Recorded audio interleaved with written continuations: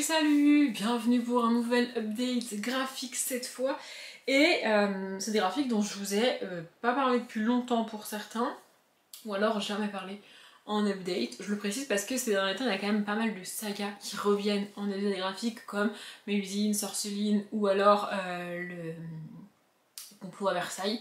Là c'est vraiment pour la première et la dernière deux sagas que j'avais pas avancé depuis longtemps et donc pour lesquelles je vous avais pas parlé de tomes depuis un moment, et les deux du milieu c'est des débuts de saga. Donc forcément je ne vous en avais jamais parlé en update, du moins parce que je fais des hauls des graphiques que j'emprunte à la bibliothèque en vlog. C'est très rare que je vous montre pas, quand je reviens de la bibliothèque c'est rare que je vous montre pas les graphiques que j'ai pris. Ça peut arriver, hein, je dis pas, mais c'est quand même rare, et donc du coup comme ça on a un update un peu nouveau. Pas si vous comprenez ce que je veux dire. Bref, je vais arrêter de divaguer et me perdre dans mes phrases, et je vais vous montrer les graphiques du jour. Le premier c'est un tome 4, et comme ça je suis à jour sur la saga, donc c'est Eugénie et les mystères de Paris, le maître du chaos de Eric Sommer et Myriam Gambino. Ce tome 4 est sorti en 2025, donc le tome 5 n'est pas encore dispo à l'heure où je vous parle. Et je suis un peu déçue par ce tome 4, j'aime bien cette saga. Donc pour rappel, dans le tome 1, on va rencontrer une jeune fille, donc Eugénie, le personnage principal, qui a quelque chose comme 15-16 ans, elle vit chez son oncle avec sa cousine, donc la fille de son oncle, à Paris dans les années 1880, quelque chose comme ça, et le titre du tome 1 c'est On a volé la liberté, un truc comme ça. Et donc ça parle de la statue de la liberté que les Français ont vendue, donnée, je sais plus, bref, aux États-Unis. Et donc il y a toute une histoire dans le Paris de la fin du 19e, avec Eugénie qui enquête sur cette disparition de la liberté, etc. etc. J'avais adoré, j'ai bien aimé aussi les tomes 2 et 3 de mémoire. Oui, et alors ce tome 4, franchement, j'ai pas... Ça part un peu en complot, secte et tout ça. C'est un peu la suite du tome 3, ce tome 4. Et j'aurais bien aimé qu'on aille sur totalement autre chose, sur une autre enquête. Mais je dirais quand même le tome 5 s'ils en font un. Maintenant, c'est vrai que j'aime bien les enquêtes dans ce Paris de fin 19e, avec cette jeune fille qui se balade un peu toute seule dans les rues de Paris alors que c'est pas très autorisé, c'est pas très bien vu. Son oncle est inspecteur de police, c'est pour ça qu'elle a les infos sur les enquêtes. Et il y a aussi un basculement, c'est-à-dire que dans le tome 1, elle enquête toute seule de son côté et son oncle est pas très d'accord pour qu'elle fasse ça. Et comme elle l'aide vraiment dans le tome 1, par la suite, il lui demande son aide. Donc c'est assez chouette de voir cette évolution-là, etc. Mais ce côté, ouais, vraiment secte, avec des masques, des longs becs, etc. Enfin, vraiment, c'est un peu chelou, je trouve. Et moi, c'est pas un univers que j'aime bien. Je veux dire, l'univers de Paris fin 1800, avec les rues pavées, les calèches, etc., ça me suffit, quoi. J'ai pas besoin que tu me rajoutes les sectes et les machins, alors que... bah, je trouve ça pas ouf, quoi. Mais donc ici, pour l'enquête, il y a plusieurs hommes d'affaires parisiens, donc, qui vont être retrouvés assassinés dans les rues de Paris. Donc pour le premier, en fait c'est toujours pareil, c'est-à-dire que le premier qu'on retrouve, on se dit bon bah il a dû faire quelque chose de mal, peut-être que c'est un vol qui a mal tourné, etc., etc. Puis on en retrouve un deuxième dans les mêmes circonstances et on commence à se dire bon, apparemment c'est peut-être lié, etc., etc. Il y a aussi un personnage masqué qui a été vu donc, dans les rues de Paris, qui rôde autour, etc. Et comme je l'ai dit, la personne qui fait ça, nous on sait qui c'est en tant que lecteur-lectrice dans ce livre-là. Donc la personne qui fait ça dans ce 4e tome est liée à ce qui s'est passé dans le 3e tome. Donc je peux pas trop en dire non plus.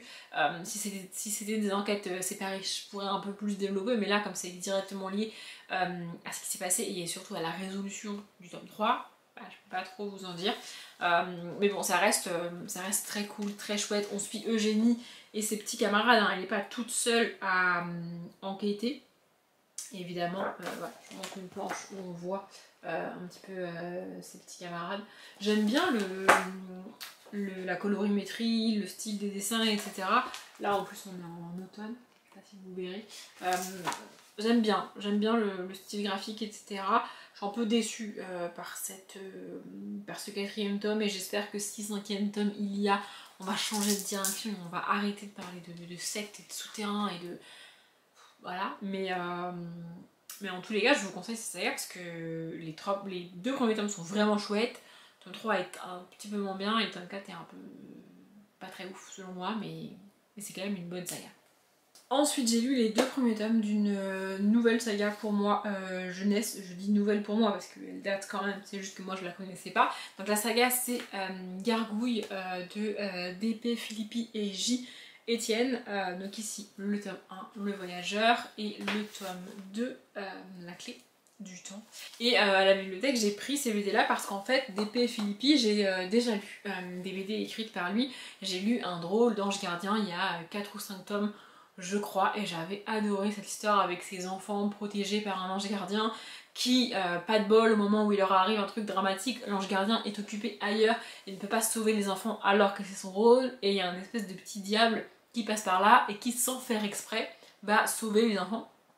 Et l'ange gardien va vouloir remercier le petit diable, et c'était très mignon et très chouette cette saga, j'ai adoré. Et donc quand j'ai vu le nom Philippi là-dessus, je me suis dit que j'allais tenter, et j'ai pris les 2 premiers tomes, et franchement j'ai bien aimé. Il y a pas mal de tomes dans cette saga, je crois qu'il y en a 6 ou 7, donc je vais me débrouiller pour avoir la suite. Mais en gros on va suivre ce petit garçon là, qui s'appelle, je ne sais plus comment, Grégoire. Au tout début du livre, il emménage dans un nouvel appartement, dans une nouvelle ville avec sa famille, il est pas très content, il a quitté ses copains, il va devoir intégrer une nouvelle école et tout, il a pas très envie, et puis très vite c'est la rentrée des classes.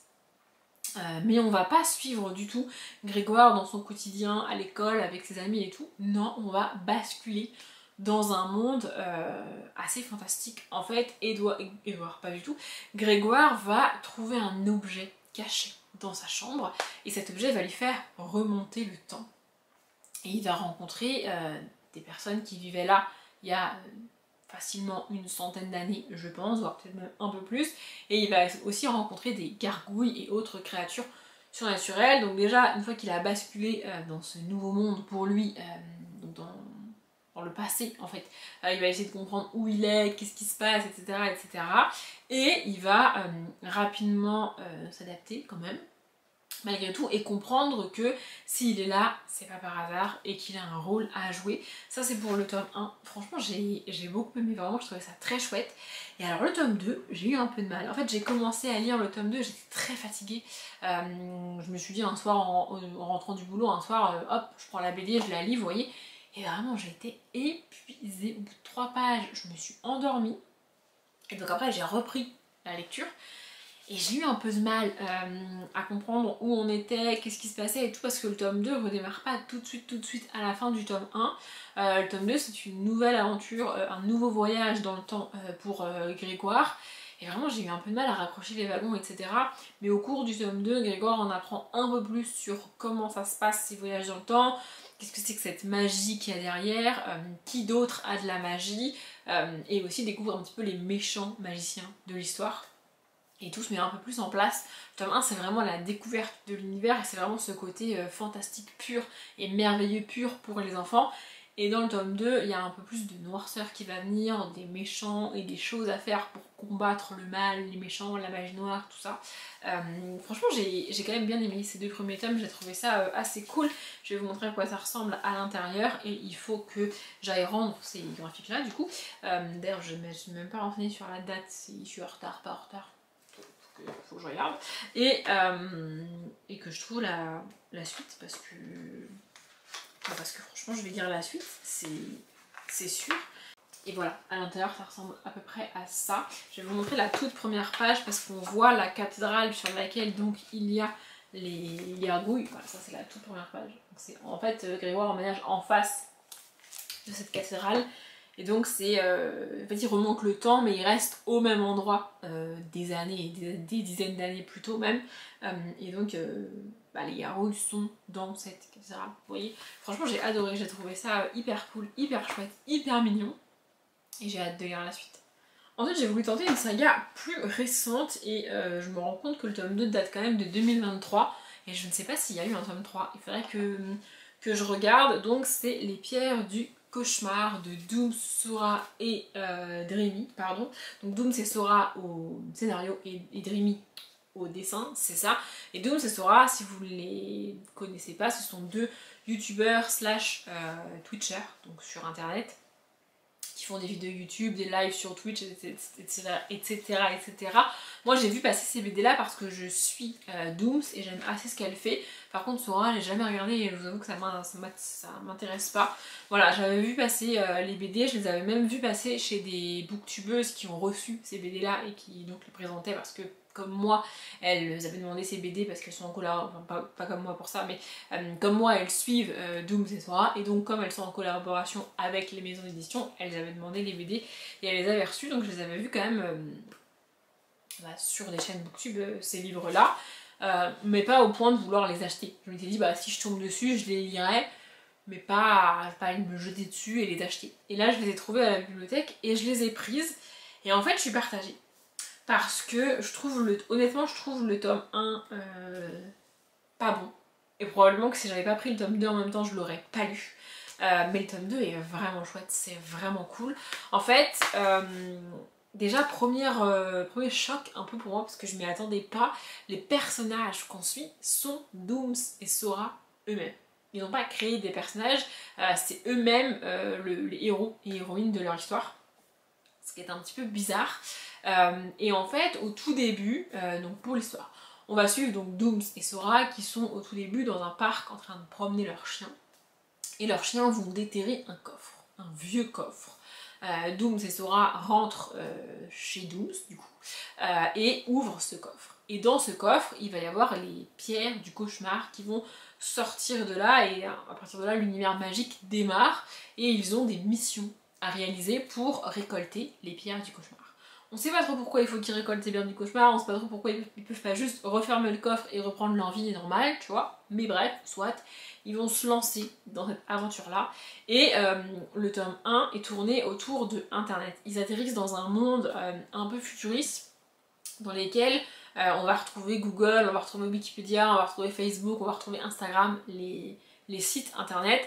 Les noms sont un petit peu modifiés, mais évidemment tu les identifies, c'est le but. Et vraiment c'est dans leur univers de internet, etc. Et ils mènent une quête là-dedans. Mais j'ai trouvé ça... En fait ça faisait très BD écrit par des youtubeurs quoi. Vraiment. Il n'y avait pas vraiment d'autres univers que le leur. Et c'est pas que c'est mal fait, c'est juste que je m'attendais à autre chose quoi. Et du coup j'ai fini la BD en me disant ouais bon bah c'est pas dingue quoi. C'est pas mal écrit, c'est pas nul à chier. Mais je m'attendais à un truc en dehors de leur univers YouTube et Twitch et on est à l'inverse en plein dedans et c'est dommage. Mais bon, comme j'avais pris le tome 2 en même temps, j'ai quand même lu le tome 2. Et dans le tome 2, et ça se voit sur la couverture, on est dans un univers totalement différent. Vous voyez, ils ont des épées, ils sont habillés en mode un peu pirate et tout. Vraiment, ils ont choisi un univers totalement différent pour le tome 2. Et pour moi, c'est ce qu'ils auraient dû faire dès le tome 1. Parce que là, en fait, je pense pas que le tome 1 ait extrêmement bien marché. En fait, je pense que le tome 1 s'est peut-être beaucoup vendu parce que c'est Dooms et Sora. Et les gens qui les suivent et qui les aiment bien ont acheté le tome 1 parce que c'est Dooms et Sora. Du coup, l'éditeur leur a probablement dit ok pour faire un tome 2, sauf que le tome 2 a, je pense, moins bien marché, parce que si les gens ont été déçus par le tome 1 comme moi, là ils n'ont pas lu le tome 2, vous voyez. Mais je sais pas, peut-être que le tome 3 est quand même sorti. Faudrait que je me renseigne. Et donc en fait dans le tome 1 c'est une quête pour récupérer une des pierres du cauchemar, et à la fin du tome 1, ils te disent bien que il va y avoir une autre quête pour aller chercher une autre pierre du cauchemar, parce qu'il y en a 5 ou 6 en tout, je crois, à récupérer. Et donc dans le tome 2, c'est une nouvelle aventure pour récupérer cette deuxième pierre du cauchemar, sauf qu'on n'est plus du tout dans l'univers futuriste avec Google, Wikipédia, etc. On se retrouve sur un bateau pirate, avec des pirates, autant des pirates, genre vraiment dans le passé, avec des tenues... du 17e, du 18e, du j'en sais rien, tu vois. Ils doivent trouver cette pierre du cauchemar sur ce bateau, genre se débrouiller. Et l'univers est vraiment... c'est vraiment cool, c'est vraiment chouette, les personnages sont vraiment intéressants. J'ai trouvé aussi au début du tome 2, t'es habitué, enfin tu sais avant même d'ouvrir le tome 2 que tu vas suivre Dooms et Sora en personnage. Alors que moi, au début du tome 1, je m'attendais à des personnages vraiment inventés par eux, et c'est pas le cas. Mais ouais, franchement, le tome 1, clairement le tome 1 est pas ouf. Vraiment, j'ai pas trouvé le tome 1... dinguissime, mais le tome 2 est vraiment bien, c'est vraiment chouette. Et en fait c'est dommage parce que je pense vraiment que la déception du tome 1 n'a pas donné envie aux gens de lire le tome 2, alors que le tome 2 est vraiment bien et vraiment chouette. Donc, si vous connaissez Doom, c'est vrai que vous n'avez pas tenté ces BD là, moi je vous les conseille malgré tout. Et si vous avez lu le tome 1 et que vous avez été déçu, bah lisez le tome 2 parce que le tome 2 est vraiment cool, c'est vraiment chouette. Faut vraiment que je me renseigne pour savoir si ils ont pu faire le tome 3 ou pas, parce que j'ai envie de le lire en fait, tome 3, tout simplement. Et enfin, pour terminer cette update, j'ai lu Le Boiseleur, tome 2, L'Esprit d'Atelier de Hubert et Hersent. J'avais lu le tome 1 il y a des années de ça, malgré le fait que je pistais quand même un petit peu cette sortie du tome 2, et bien je suis passée à côté. Je crois qu'elle est sortie en 2024, ce tome 2, et je ne l'ai découvert qu'en tombant par hasard dessus à la bibliothèque, alors que franchement j'avais adoré le tome 1 et j'avais qu'une hâte, c'était de lire ce tome 2, mais au moment où j'ai lu le tome 1, le tome 2 n'était pas sorti. Non, août 2022, c'est une blague. Enfin bref, ça m'agace de découvrir comme ça que des BD que j'attends et que je cherche depuis des mois et des années sont en fait sortis depuis des mois et des années. Mais bref, ici, donc c'est un tome 2, je vais commencer par vous résumer le tome 1. Dans le tome 1, on va rencontrer un jeune homme qui s'appelle Ilian et qui sculpte du bois. Il sculpte des petites choses, des petits animaux en bois, je vais pas non plus trop vous en dire. Et il va se mettre à vendre ces animaux et il est très content de pouvoir vivre de son art et de ce qu'il fait avec ses mains, avec le bois. Sauf que ça va un peu se retourner contre lui et le retour de bâton est très dur pour lui. Dans le tome 1, c'est hyper bien fait, c'est hyper... Enfin franchement j'avais adoré le tome 1, la morale est hyper bien amenée, c'est hyper bien trouvé, c'est hyper bien construit, le personnage est attachant, il est absolument génial. Et le livre est quand même un peu triste pour le tome 1. Et donc ici, on est dans une autre ville, on est dans une ville d'artistes, vraiment c'est une ville qui a été créée avec que les artistes dedans, alors il y a quand même des boulangers, des pêcheurs, des machins, des trucs pour faire vivre les gens, mais sinon les dirigeants de la ville c'est vraiment les artistes. Et on va suivre un homme qui dirige un des ateliers d'artistes de la ville, et qui tombe sur une des créations d'Ilian que Ilian a fait dans le tome 1. Le tome 2 démarre plusieurs mois voire plusieurs années après le tome 1 et donc cet artiste tombe sur l'une des créations d'Ilian et il se dit qu'il faut qu'il retrouve l'artiste qui a fait ça parce qu'il a un talent de malade et qu'il le veut comme élève dans son atelier. Donc il part chercher Ilian et évidemment il va le trouver sinon c'est pas drôle et donc on va suivre Ilian dans cette nouvelle ville, dans ce nouveau atelier, apprendre des nouvelles techniques de sculpture et de sculpture principalement sur pierre, sur glaise, sur bois, etc.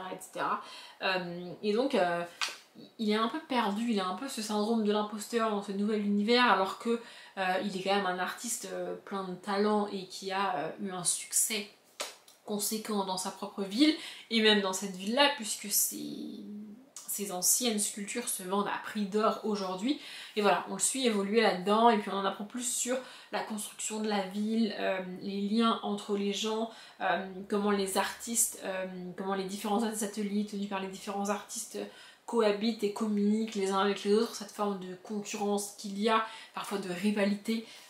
Franchement j'ai adoré, j'ai trouvé ça absolument génial, j'adore ces livres-là.